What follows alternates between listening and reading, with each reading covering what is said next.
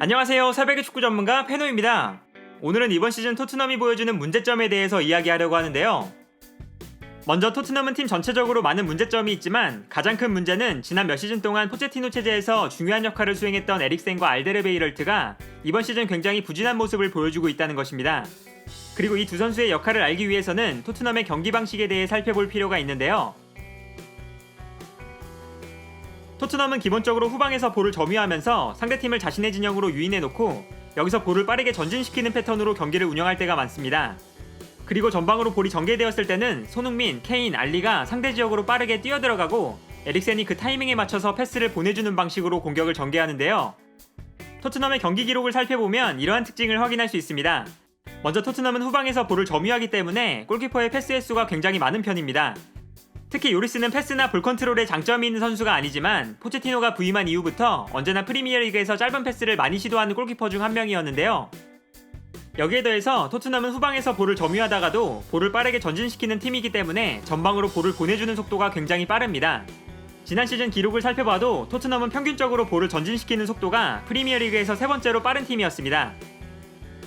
따라서 토트넘의 경기를 보면 후방에서 볼을 점유하면서 상대가 전진하도록 만들고 이때 전방으로 빠르게 볼을 보내주는 패턴을 자주 볼 수 있습니다.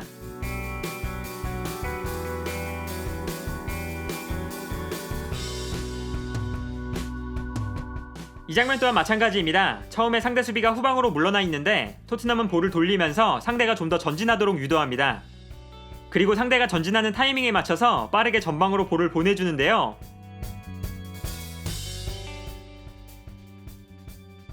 이러한 토트넘의 경기 방식에서 알데르베이럴트의 역할이 중요했던 이유는 후방에서 볼을 소유할 때 토트넘이 알데르베이럴트의 정확한 롱패스 능력을 적극적으로 활용했기 때문입니다. 알데르베이럴트의 롱패스 덕분에 토트넘은 상대가 전진했을 때 전방으로 빠르게 볼을 보내줄 수 있었던 것인데요.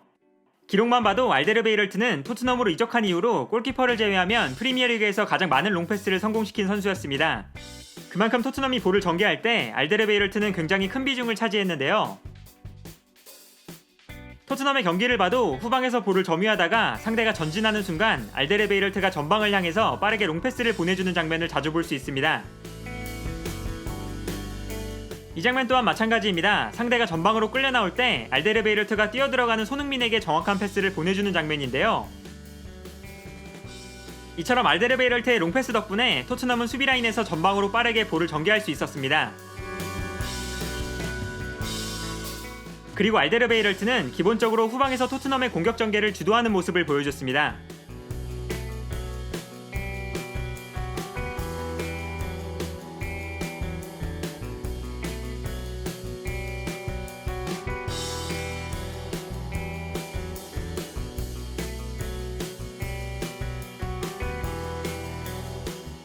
그러나 이번 시즌 알데르베이럴트는 볼을 전개하는 데 있어서 부진한 모습을 보여주고 있습니다.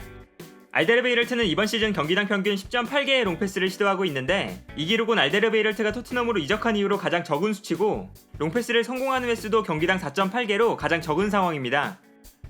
알데르베이럴트가 토트넘이 볼을 전개하는 데 중요한 역할을 했던 만큼 알데르베이럴트의 부진은 토트넘의 경기 방식에 큰 문제를 발생시키고 있는데요.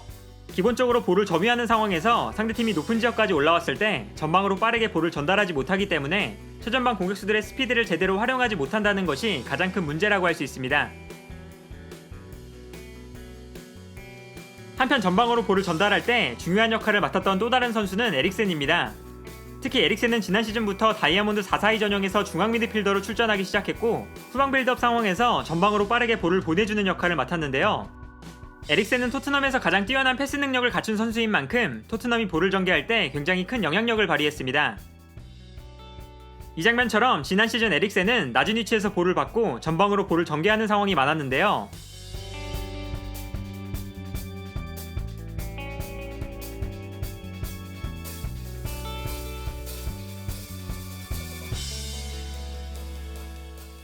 그러나 이번 시즌 에릭센이 부진한 활약을 보여주면서 에릭센이 토트넘의 빌드업 상황에서 차지하는 비중 자체가 급격하게 줄어든 상황입니다.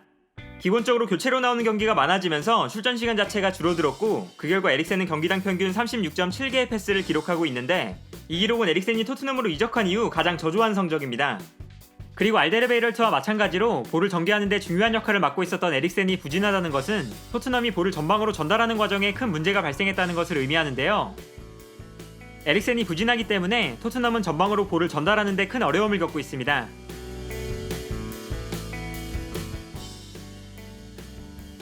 또한 에릭센의 부진은 토트넘의 탈압박 과정에도 큰 문제가 되고 있습니다.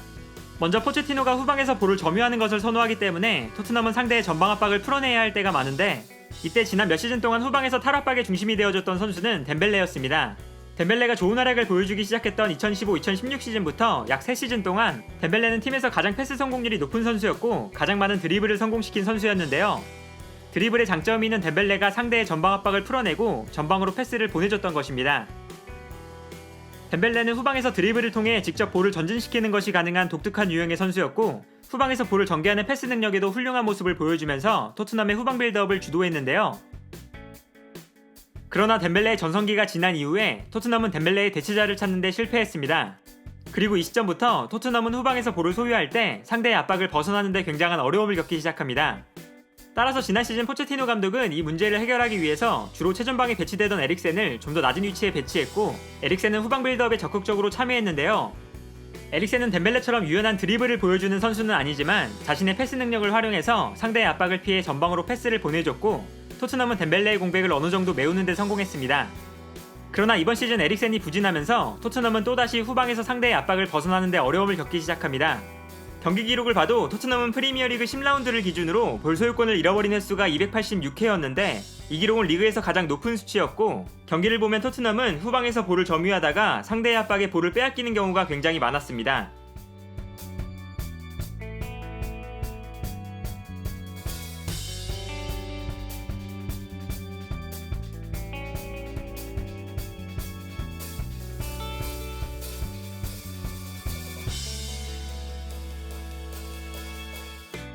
그리고 여기서 아쉬운 점은 후방에서 에릭센의 역할을 대신해줄 수 있는 선수가 없다는 것입니다.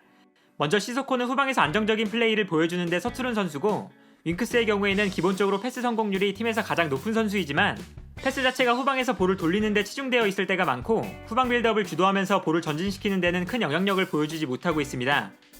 그리고 이번 시즌 영입된 은돔벨레의 경우에도 높은 지역으로 전진해서 공격적인 플레이를 보여주는 데는 장점이 있지만 후방에서 안정적으로 볼을 전개하는 데에는 불안한 모습을 보여주면서 에릭센의 역할을 대신하지 못하고 있는데요.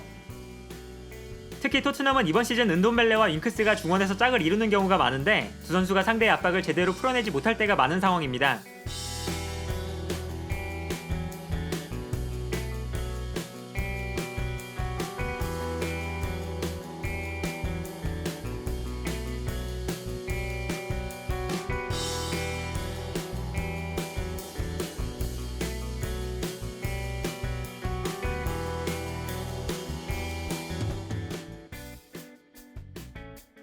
한편 에릭센의 부진은 토트넘이 최전방에서 공격 찬스를 만들어내는 데에도 큰 문제가 되고 있습니다. 에릭센은 토트넘으로 이적한 이후부터 지난 시즌까지 언제나 팀 내에서 가장 많은 키패스와 어시스트를 기록했는데요. 손흥민, 케인, 알리 이 3명의 공격수가 공격 작업을 주도하면서 창의적인 패스를 만들어내는 유형의 선수가 아니었기 때문에 토트넘의 공격 작업에서 에릭센의 역할은 절대 빠질 수 없는 존재였고, 세트피스 상황에서도 에릭센의 날카로운 킥이 토트넘의 주요한 공격 루트였습니다. 토트넘의 공격 장면을 봐도 에릭센이 좋은 패스를 보내주면서 공격수들의 스피드를 살린 공격이 이루어지는 것을 볼 수 있습니다.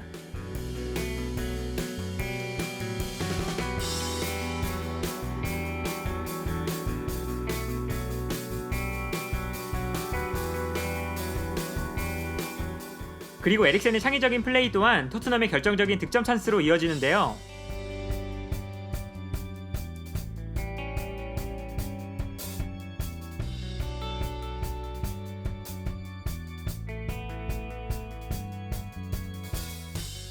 따라서 에릭센이 부진하다는 것은 토트넘이 공격 찬스를 만들어내는데 어려움을 겪게 된다는 것을 의미했습니다.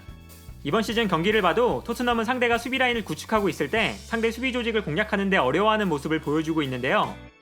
특히 이번 시즌 에릭센이 좋지 않은 활약을 보여주고 있고 그 결과 출전 시간도 줄어든 상황이지만 이번 시즌에도 에릭센이 팀 내에서 가장 많은 키패스를 기록하고 있는 선수 중 한 명이라는 것을 생각해보면 토트넘은 에릭센을 대신해서 공격 작업을 주도할 선수가 부족하다는 것을 알 수 있습니다. 따라서 토트넘은 중원에서 공격수들에게 좋은 패스를 보내줄 수 있는 은돔벨레나 로셀소, 그리고 최전방에서 순간적으로 창의적인 플레이를 보여줄 수 있는 라멜라와 알리의 활약이 무엇보다 중요한데요. 득점을 만들어줄 수 있는 케인과 손흥민의 몸 상태는 좋은 편이기 때문에 공격수들에게 공격 찬스를 만들어줄 수만 있다면 토트넘은 이번 시즌 수준 높은 득점력을 기대할 수 있습니다. 예를 들면 은돔벨레나 로셀소가 전방으로 패스를 보내주고 라멜라 혹은 알리가 상대 수비 사이에서 결정적인 패스를 만들어주는 것이 토트넘의 이상적인 공격 형태가 될 수 있는데요.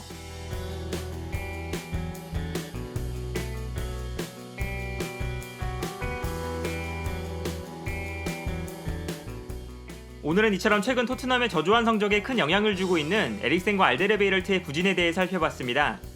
기본적으로 토트넘이 후방에서 볼을 점유할 때 두 선수가 후방에서 공격 진영으로 볼을 전달해주는 데 핵심적인 역할을 수행하고 있었기 때문에 두 선수의 부진은 토트넘이 볼을 전방으로 전진시키는 데 큰 문제가 되었는데요.